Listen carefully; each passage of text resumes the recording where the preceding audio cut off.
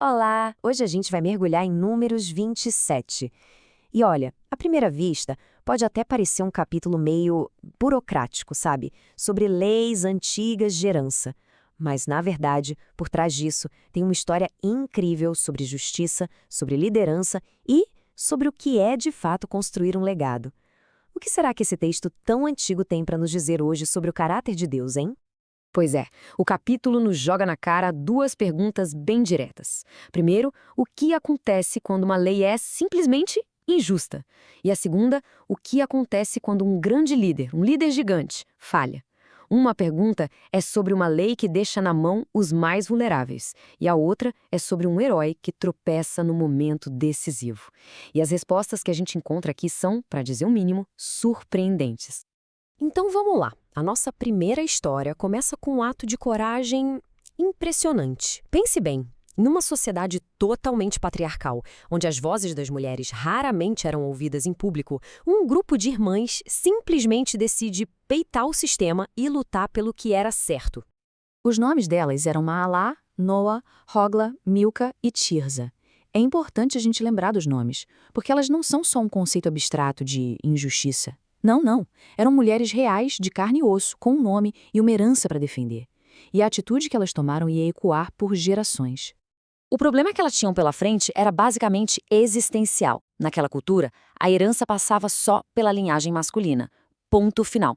Sem filhos homens, o nome da família, a propriedade, a história toda, tudo isso ia ser simplesmente apagado, como se nunca tivessem existido. E aí elas fazem algo que ninguém esperava. Ao invés de aceitar o destino, elas vão até a entrada da tenda do encontro, bem na frente de Moisés e de toda a liderança. A pergunta delas não foi um sussurro no canto, não. Foi uma reivindicação pública, ousada por justiça. Aquela situação era totalmente nova, não tinha nenhum precedente na lei. E é aqui que a gente vê a sabedoria de Moisés como líder. Em vez de dar uma canetada e decidir por conta própria, ele reconhece que aquilo está valendo seu julgamento. Ele leva o caso direto para Deus, buscando uma justiça maior. E a resposta divina foi transformadora. Deus não só concordou com as filhas de Zelofiade, como ele estabeleceu uma lei permanente a partir dali. Isso era incrivelmente progressista para a época, sabe? Garantiu que as mulheres tivessem direitos de herança, protegendo o legado da família. Literalmente mudou o jogo. E bem no exato momento em que essa questão de justiça e de misericórdia é resolvida para essas mulheres, o capítulo dá uma virada brusca, quase desconfortável. O foco muda totalmente, vai para o próprio Moisés. E a gente vê que a mesma justiça divina vale para todo mundo, sem nenhuma exceção. Essa justa posição é de arrepiar. Logo depois de garantir justiça para aquelas filhas, Moisés é confrontado com a consequência da sua própria falha. Deus manda ele subir o monte, não para entrar na terra prometida, mas só para olhar de longe. Uma vida inteira de liderança que culmina nesse momento agridoce. Mas por quê? O que aconteceu de tão grave? Para entender o que rolou, a gente precisa comparar dois momentos. Anos antes, lá em Êxodo, Deus ordenou a Moisés: bata na rocha. Simples. Mas dessa vez, em Números, a ordem era sutilmente diferente. Fale a rocha. Uma pequena mudança, mas com significado gigantesco. Só que no momento de raiva, de frustração, Moisés repetiu o que tinha feito antes e bateu na rocha de novo. Mas o erro não foi só na ação, foi também nas palavras. Quando ele diz, será que nós teremos que tirar água? Moisés e Arão se colocam no lugar de Deus. Eles meio que tomam o crédito pelo milagre. Num único momento, a desobediência se juntou com o orgulho e eles falharam em honrar a Deus na frente de todo o povo. Mas para entender por que a consequência foi tão severa, a gente precisa ir ainda mais fundo. A rocha ali não era só uma pedra, tinha um simbolismo espiritual muito profundo. Uma verdade que o apóstolo Paulo ia deixar bem clara séculos depois. Aqui está o ponto central da teologia por trás disso tudo. A rocha era um símbolo de Cristo. A primeira vez que ela foi ferida representava o sacrifício de Cristo na cruz, um evento que aconteceria uma única vez. Depois disso, as bênçãos viriam simplesmente pelo falar, ou seja, pela fé. Ao ferir a rocha uma segunda vez, Moisés, mesmo sem querer, acabou distorcendo essa imagem do sacrifício único e suficiente.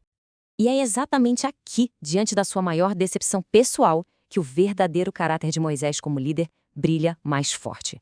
A reação imediata dele não é sentir pena de si mesmo ou ficar com raiva. É uma preocupação profunda com o futuro daquele povo que ele guiou por tanto, tanto tempo. Pense um pouco no peso dessa oração.